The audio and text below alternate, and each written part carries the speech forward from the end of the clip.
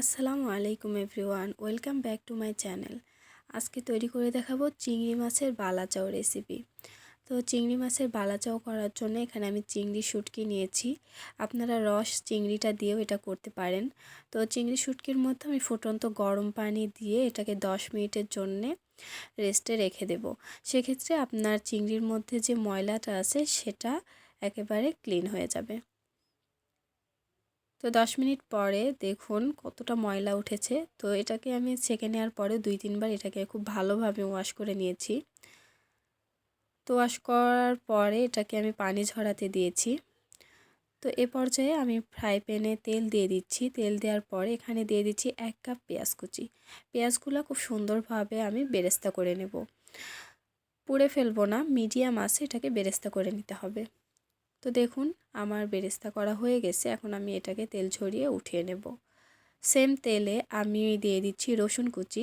রসুনটাও আমি মিডিয়াম আঁচে ভেজে নেব।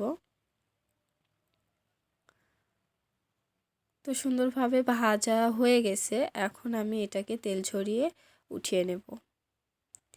তারপরে চিংড়ি মাছটা যেটাকে আমি পানি ঝরাতে রেখেছিলাম সেটা দিয়ে দিচ্ছি। দিয়ে এটাকেও খুব সুন্দরভাবে মুচমুচি করে ভেজে নেব। তো খুব সুন্দর করে দেখুন ভাজা প্রায় হয়ে গেছে। এখন আমি এটাকেও তেল ঝরিয়ে উঠিয়ে নেব। তারপরে আমি এখানে দিয়ে দেব 3টা শুকনা মরিচ। শুকনা মরিচটাও আমি এটাকে ভেজে নেব। শুকনা মরিচটা বালাচাওয়ে দিলে বালাচাওয়ের টেস্টটা অনেক গুণ বেড়ে যায়, খেতে অনেক ভালো লাগে। শুকনা মরিচটা দেওয়ার অবশ্যই চেষ্টা করবেন। তারপরে একটা ফ্রাই প্যানে আমি দিয়ে দিচ্ছি পরিমাণ মতো লবণ। লবণটা দেওয়ার পরে সামান্য একটু তেলে নেব। নেওয়ার পরে এখানে দিয়ে দেব 2 চামচের মতো তেল। তেলটা দেওয়ার পরে লবণের সঙ্গে এটাকে আমি মিশিয়ে নেব। তো মেশানো হয়ে গেলে এখানে আমি দিয়ে দেব মরিচের গুঁড়া। এখানে আমি 2 চামচের মতো মরিচের গুঁড়া দিয়েছি। আর মরিচের গুঁড়া দেওয়ার পরে চুলাটা একটু পরে আমি বন্ধ করে দেব। যখন তেলটা হালকা একটু গরম হয়ে আসবে তো আমি চুলাটা এখন বন্ধ করে দেব। চুলাটা বন্ধ করে দেওয়ার পরে আমি এখানে প্রথমে দিয়ে দিচ্ছি চিংড়ি মাছ ভাজাগুলা। দেওয়ার পরে কিছুক্ষণ নেড়ে চেড়ে এটার মধ্যে আমি দিয়ে দেব বেরেস্তা।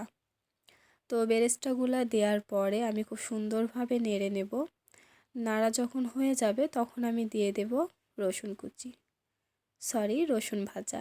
তো রসুনগুলো আমি দেওয়ার পরে খুব সুন্দরভাবে নেড়ে নিচ্ছি। এটা বাহিরে আপনারা 1 সপ্তাহ সংগ্রহ করে খেতে পারবেন, আর নর্মাল ফ্রিজে 1 মাস সংগ্রহ করে খেতে পারবেন। আর এটার টেস্টটা অনেক ভালো হয়, গরম ভাত বা মুড়ির সঙ্গে খেতে খুবই ভালো লাগে। লবণটা আমার কাছে একটু কম মনে হচ্ছিল, লবণ আর শুকনো মরিচটা দিয়ে দিচ্ছি। তো আমার ভিডিওটা ভালো লাগলে প্লিজ আমার চ্যানেলটা সাবস্ক্রাইব করে পাশেই থাকবেন। আল্লাহ হাফেজ।